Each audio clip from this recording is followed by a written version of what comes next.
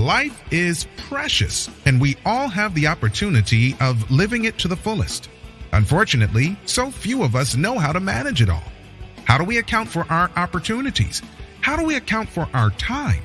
How do we account for our relationships, health, spirituality, homes, finances, influence, and careers?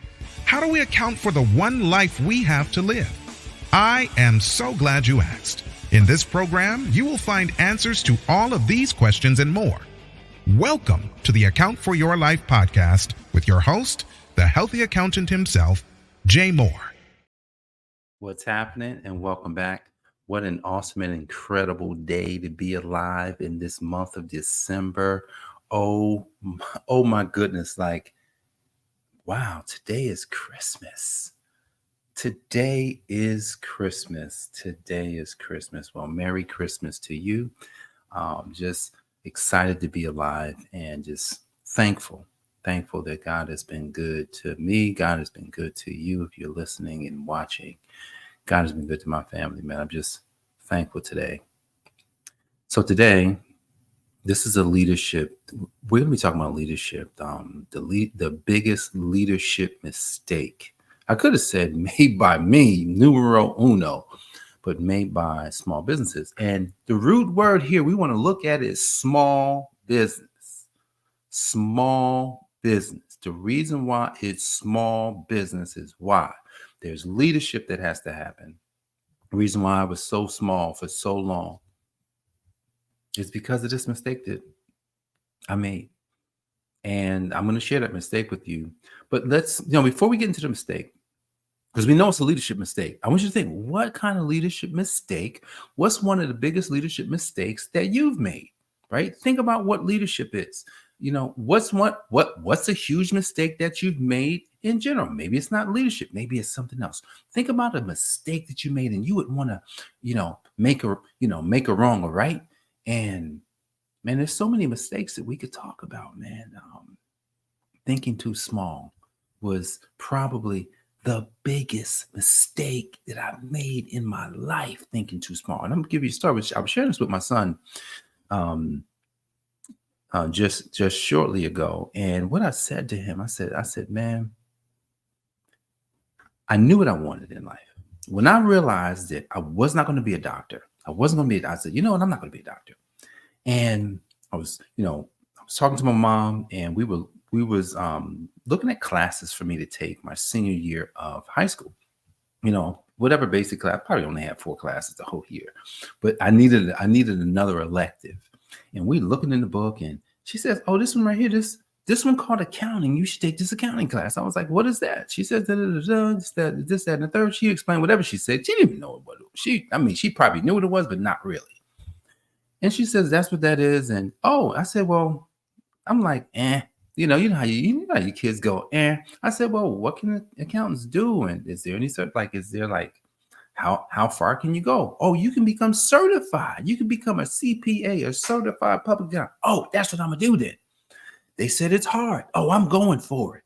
So one of the things I did was I'm 17. No, actually, I'm 16.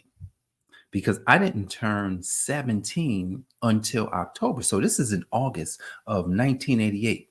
I'm 17 years old, and I pointed. I says, I'm going there. I'm going to CPA land. So I skipped over the fact that I know I had to get a degree, but I said, I'm going to be a CPA. And so I started going. Talking about thinking too small here. I wish my mom would have said, all right, well, what else you want to do? What else you want to do in life? I wish somebody would have pulled me to the side and said, yeah, you're going to go to college. You want to do this, but what else?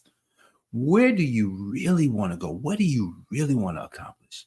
Man, if somebody would have asked me that question, then they could have said, man, you're thinking too small. You're only thinking about yourself. Yeah, you need things, you need that stuff, but what's so big that even that will be, you'll get that, plus you'll get so many other things. I didn't do it because here's proof that I was thinking too small. What year was that? That was the year 2000.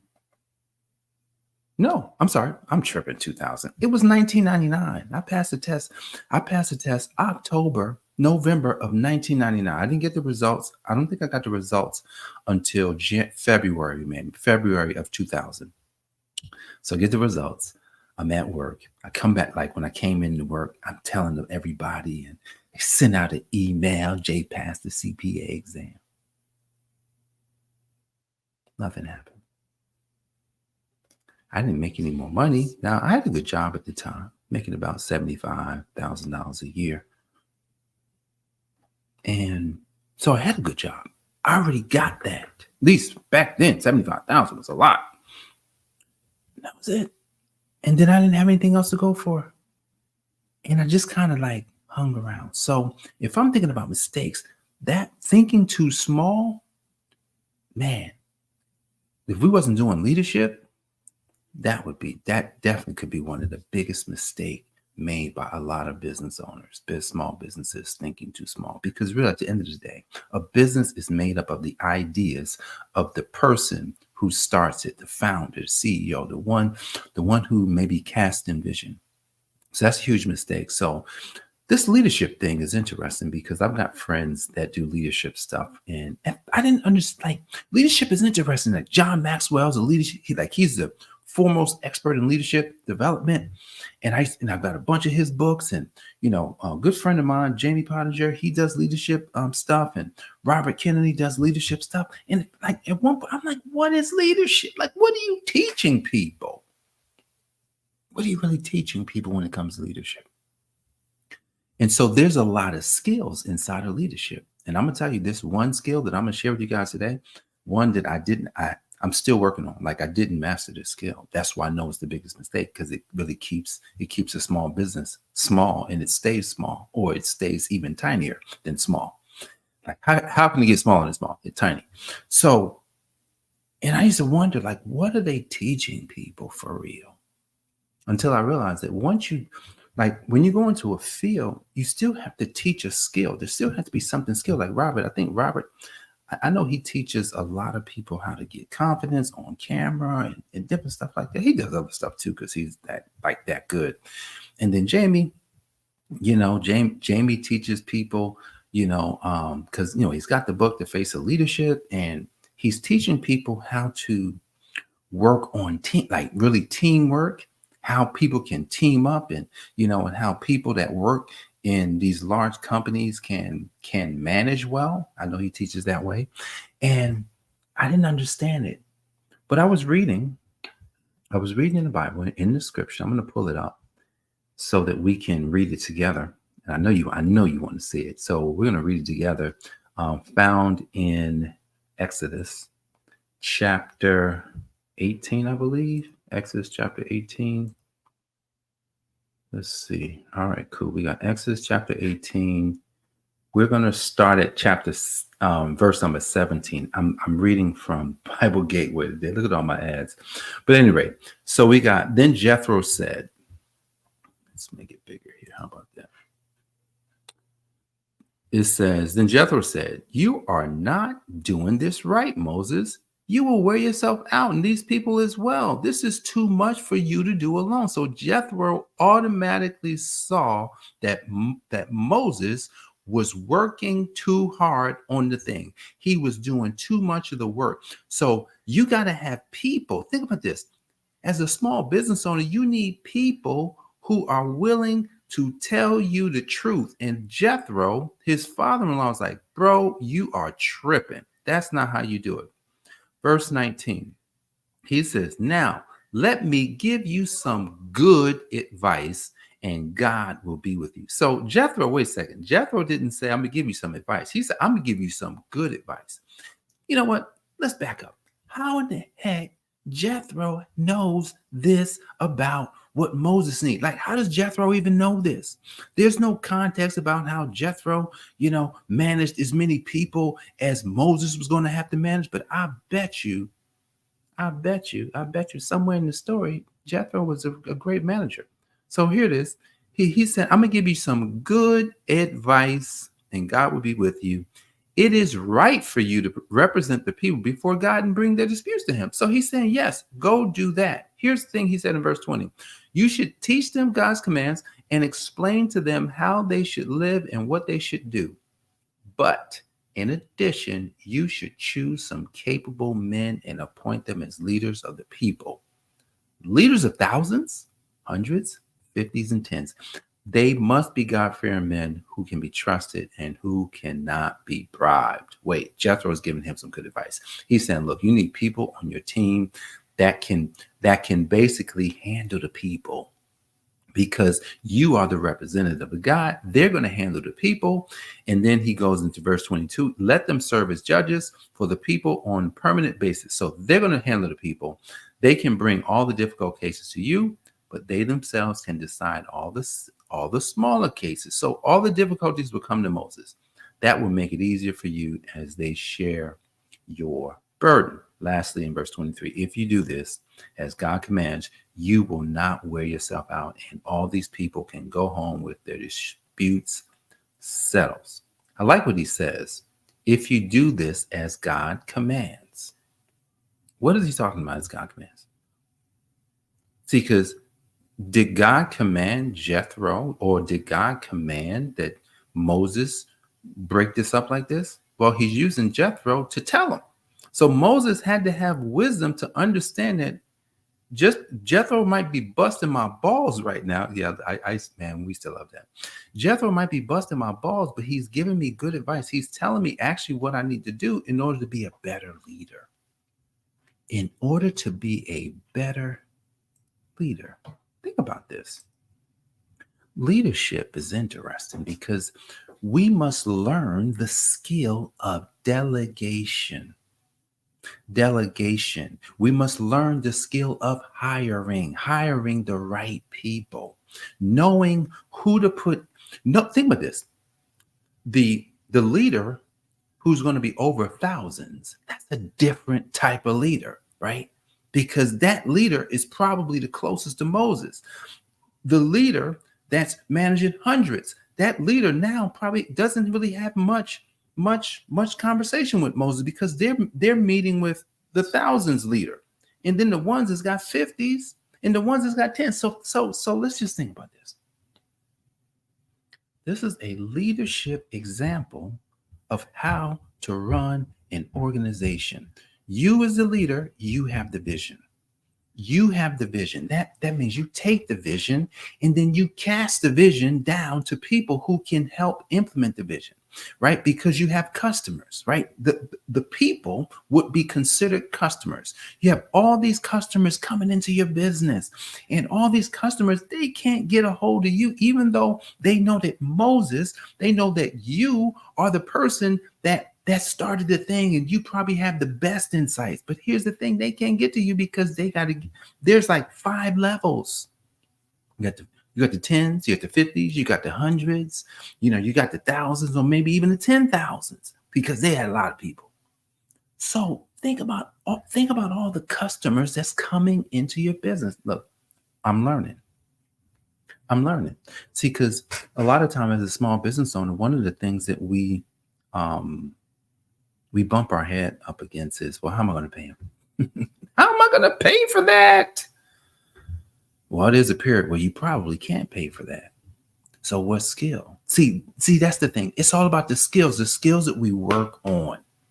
The skills that we work on. What are the skills that we need to work on so that it will be easy to hire the right people?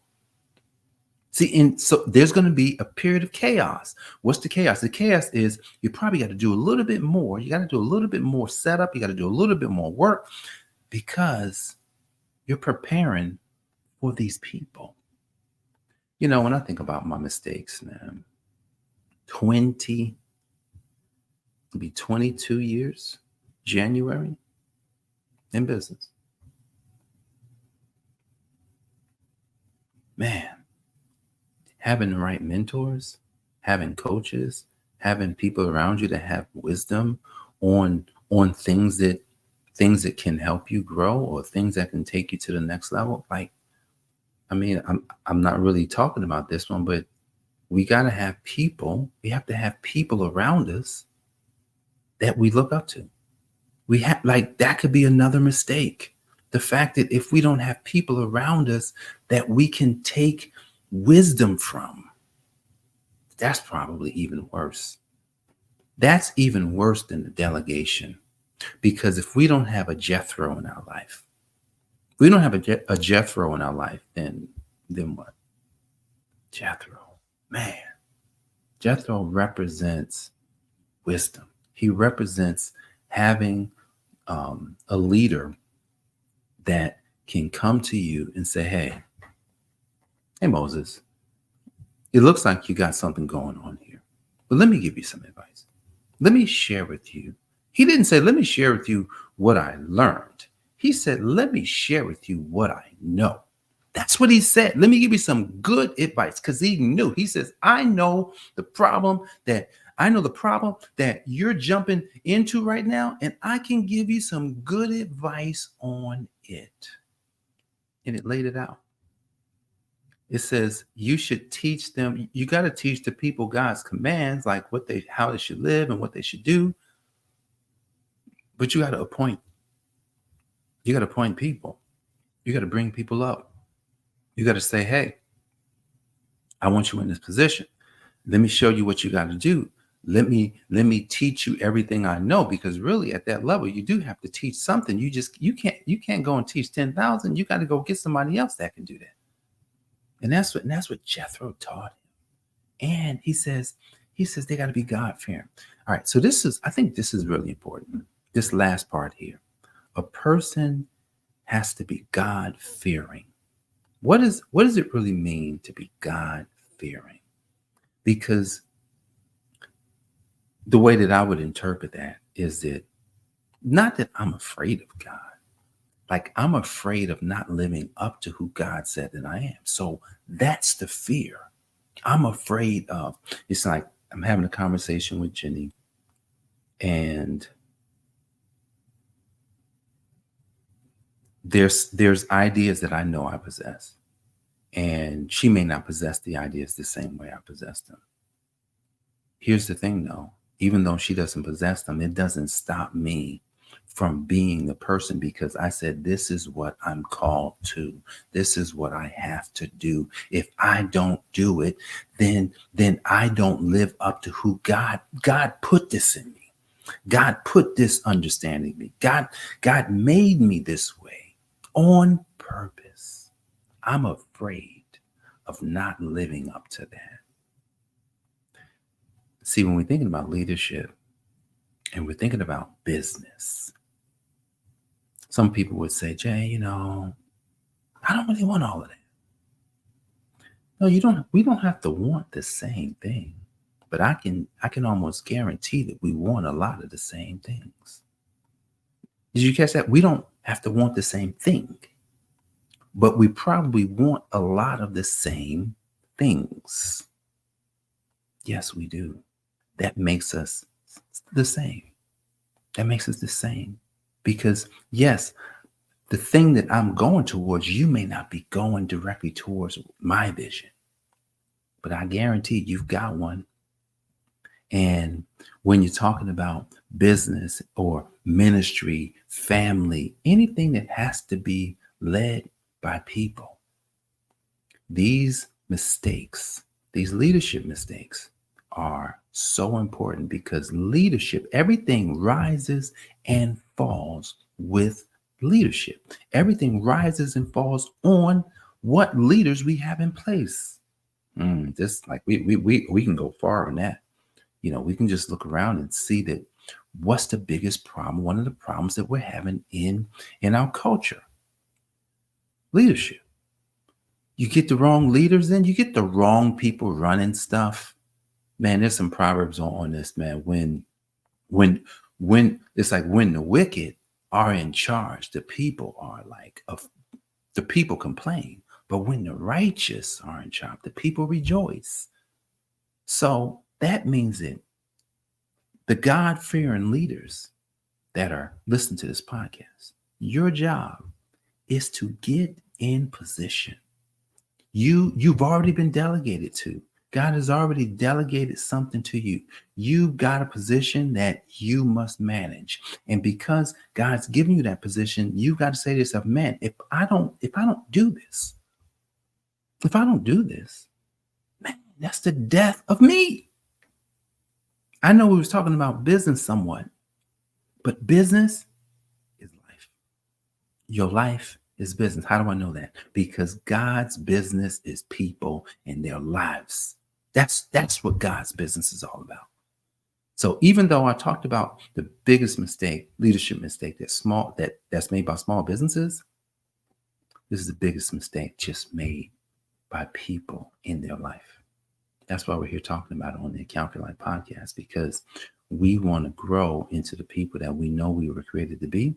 Because when we can lead well, and this was, and lastly, before I let you go, when I was thinking about who I needed to become, I realized that leadership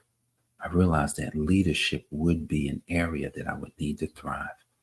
The first thing that I would need to do would be lead myself.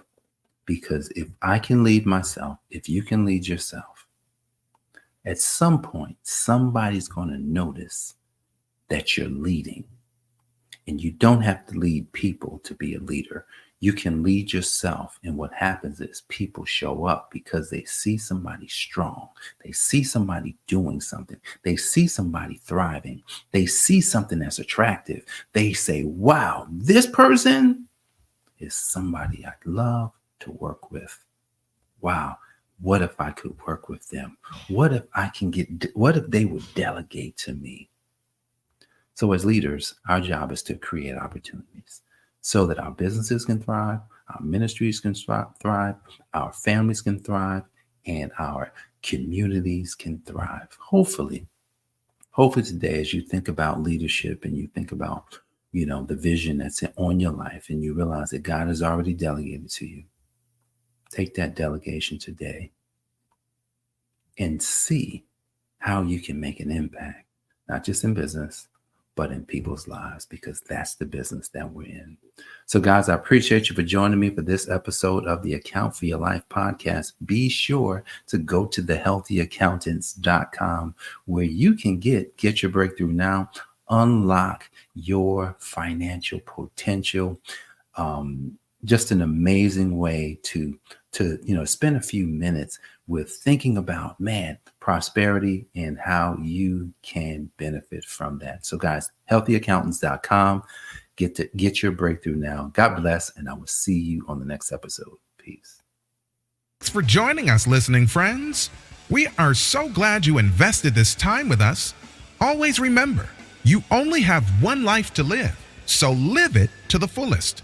This has been the Account for Your Life podcast with your host, the healthy accountant himself, Jay Moore. Until next time, make it a great day.